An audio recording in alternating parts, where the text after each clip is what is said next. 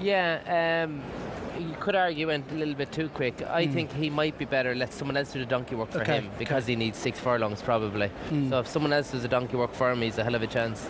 Richard was mentioning that Ryan Moore booked on Not Listening to Me, one of a couple of interesting runners for Hong Kong. For trainer John Moore, a winner last time at Sha Tin. He just looks to have quite a bit of class, this horse. And by Dylan Thomas, a lot of whose progeny seem to be a lot speedier than he was. He was third to Peniophobia last time over 6, but he's 3 from 3 at Sha Tin over the straight 5 furlongs. So, you know, the quick 5 really suits him. This track will really suit this horse. I think he gave Super Jockey nearly a stone and beat him convincingly. Yeah, so that's the Shaheen really, runner. Yeah, that's really good form. Richard, have you spoken to Ryan about his book of rides this evening? Is he excited about this one?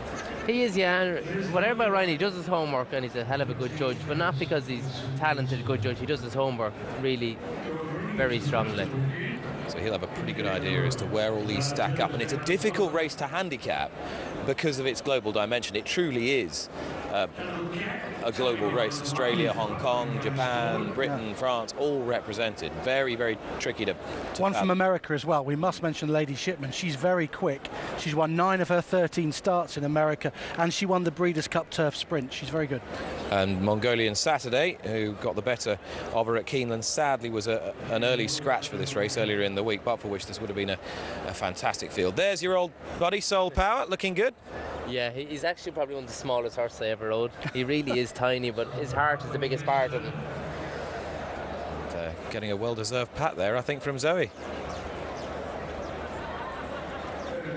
So it won't be too much longer then as the runners assemble for this race.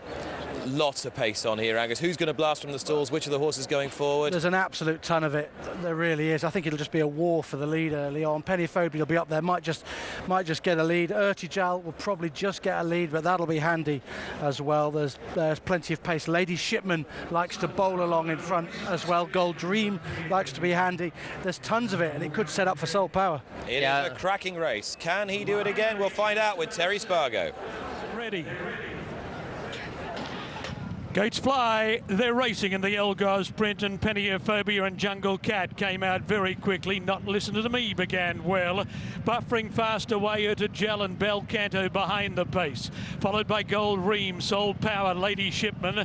Fit Yarn angling to the outside with Sir Maximilian, and Muther is last of all as they charge down the straight and split into 2 groups.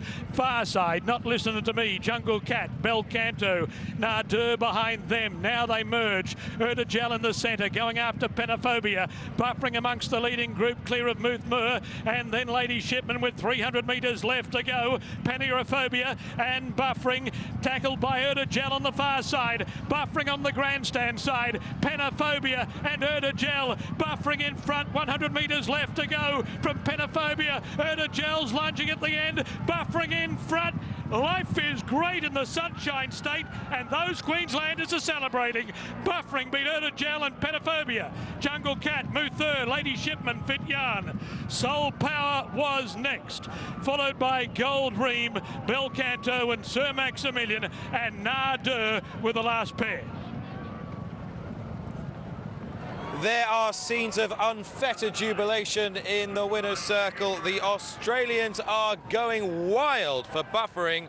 This 8-year-old has come to Dubai and he has conquered. Chalk one up for the Aussies. Robert Heathcote, the trainer, also part owner of this horse. Damien Brown has steered him to a famous victory in the Quoz Sprint here. Just look at that. That's what it means to win on World Cup nights. And this horse has delivered something like a career best. The one form line difficult to assess was that from Australia. And once again, a speedster from down under has come out right on top. What a performance. What a performance, yeah. 9-year-old now, and he's had an illustrious career in Australia. He's a confirmed Group 1 performer there. He's won 2 of them in his career, and he won on the Gold Coast, a really valuable event on the Gold Coast last time up. And here, he was always prominent towards the stand side and has battled on really well in the closing stage. Looks like a bull of a horse, doesn't he? He is, yeah. I think he's the only horse we didn't tip, is he? we'll have the excuse he's from Australia. But just goes to show the age with these horses doesn't make any difference. But they did go quite slow, didn't they? 8 years old, buffering and making a challenge down on the stand side. They sort of split into 2 mini groups, but mainly raced as one. And Richard, you made the point to me earlier, you didn't think they were going quite as frenetically fast as we predicted beforehand. No, nearly every horse is on the bridle in a sprint at halfway. That's a bad sign. And Soul Power was going actually too well. He's better when he's nearly off the bridle, hanging onto their tails and coming good at the right end. But it went a little bit slow and they kicked it halfway and just left him a bit flat-footed today. Here is one very happy man. Look at that grin. Damien Brown has won on buffering. Here he is with Zoe. Damien, mark one up for Australia. It took this horse 19 starts to break through in Grade 1 company. Take me through his run. Oh, look, we had a beautiful run throughout. He began well. Just tied me into the race coming across the junction. From then on, I knew at about 300 he's going to give a good kick and was able to hold them off, and we're just so proud of him. What does this mean for you and your boss and the Aussies to win on the world's biggest stage this evening? Oh, look, obviously we're proud to be here representing Australia. And this old horse has been such a champion horse for us all, and to come over here and just get the money, you know, it means a lot to us. He's now 9 years old. What has made him so good at night? Look, he was racing against champions early on. Black Caviar kept beating him. When she retired, he sort of got his time in the sun, and he just hasn't looked back. And he's just a horse that thrives in work and loves racing. He's just a gem to have anything to do with. Is it possible we see a good few seasons with him? Oh, I don't know. It's you know, every season's as it comes when they get to this age, but we'll just soak up the moment, and we're just so proud of him. Congratulations. Just want to make a cheerio back home to all the boys there at KGCA. Well done. What a star. And buffering only the 3rd winner that Australia have ever had on Dubai World Cup night, and you don't have to stretch the memory back too far to remember Hortensia, who also took the Nunthorpe Stakes at York on a wonderful round of travelling. Great bull of a sprinter she was, and this horse has got an unusual physique, but a big heart and a big engine as well. Amazing. 18 times it took him to break his grade 1 duck, and now here he is doing it again.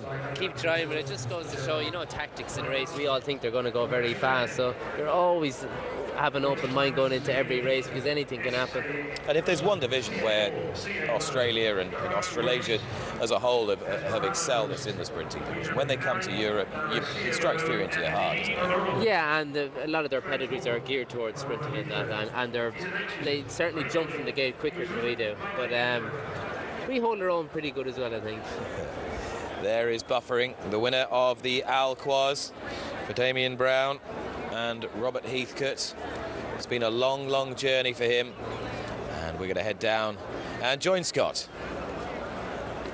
Robert Heathcote, I've seen celebrations here before, but nothing like what we just witnessed from the Aussies. That was incredible. How much of the race did you actually get to witness? Oh, don't worry, I saw the whole race, but I had his strapper, Melly Sharp. She knows him as well as anybody. She was standing in front of me. I had my wife next to me. Halfway up the straight when I saw Brownie hadn't gone for him, and I know how tough this horse is. He's not necessarily the fastest horse in the world, but he's tough, and he showed that tonight. Aside from the toughness, what has made him so good this late in his career? 8 years old, he's only young. Got another couple of years left. Oh, look, Scott, it's a difficult question. It took him 18 goes to win a Group 1, and now he's won 7 of his last 13 attempts, and he's travelled the other side of the world, taken on arguably the best the world has to offer at the moment on the biggest stage in the. And I'm just damn proud to be here representing Australia. I see he's run 56.34. That's a career best. And he's done it at the age of 8. So, you know, Sheikh Mohammed, thank you. What could you... How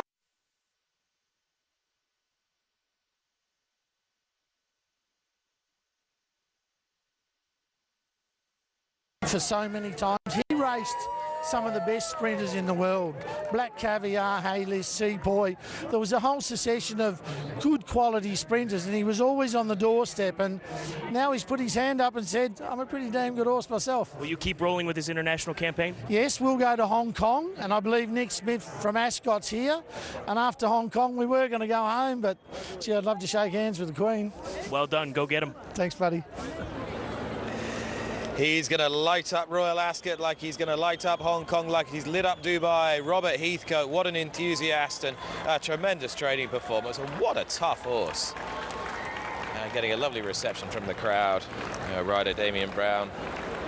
And that'll teach us for overlooking him beforehand. Don't. Deary me. The amount of people this week who've said, what about buffering? I said, 8 years old, you've got to be kidding. I know, but he retains all of his ability, doesn't he? He won a Group 1 a couple of starts ago and landed a conditions event last time, and now he's gone in again. He was always prominent. Tactically, it was an interesting race, Richard. We're going to analyse it in a moment or two, but your feeling was that they didn't go very hard here. Yeah, I think the first three, in the first 3 furlongs, finishing the first 3. I think that's the way they were more or less positioned anyway. But the finishing time is very fast, 56.34. Robert's saying the fastest time the horse has ever run, and it is the second fastest 5-furlong, 1,000-metre turf time here at Meydan in the last few years. So that's pretty rapid. It's quick, it's quick. I think I'd agree with Richard. I think they've gone steady-ish to halfway, and then they've really sprinted. Exactly, which is the upside-down race to the one that Sol Powell Yeah, well, the fractions are kind of spaced out better. Yeah. Last year they were flying, and the last furlong was definitely the slowest, and it looked like I took off. I was actually going the same speed the whole way. And the race didn't collapse this time, and that enabled those to the fore to run evenly and do well. And buffering it is for Australia that has won. It's a good run by Ertijal. It makes you wonder, having looked at the way he travelled there, how you ever thought he was going to get any further than 5 or 6 furlongs, because he's got bags of pace, hasn't he? Fast horse now, very fast, and he's a good future ahead of him. And Paul Hannigan was on Ertijal, and Peniophobia, last year's second, has run really well too. And buffering it is that has beaten them. The form's got a pretty decent look to it. I think so. I think William Haggis will be happy enough with Muthmir. He's finished in 5th place. The Hamdan Al Maktoum colours in the black cap. He just angled around Peniophobia to get a little bit of a run between horses.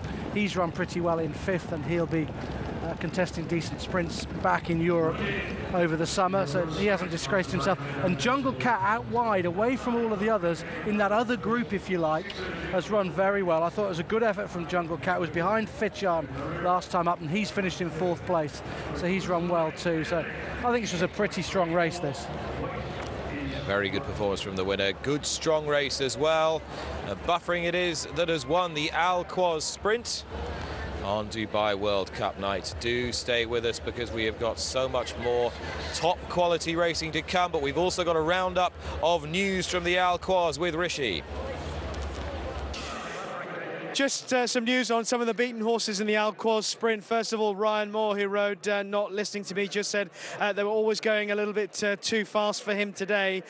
Chris Hayes, who rode Sol Power, in contrast, actually just said that a better pace, a stronger pace, would have been preferable for Sol Power. Dana Neal, who rode Muthmir, said that that horse just lengthened and wasn't really quickening, but was pleased with the run.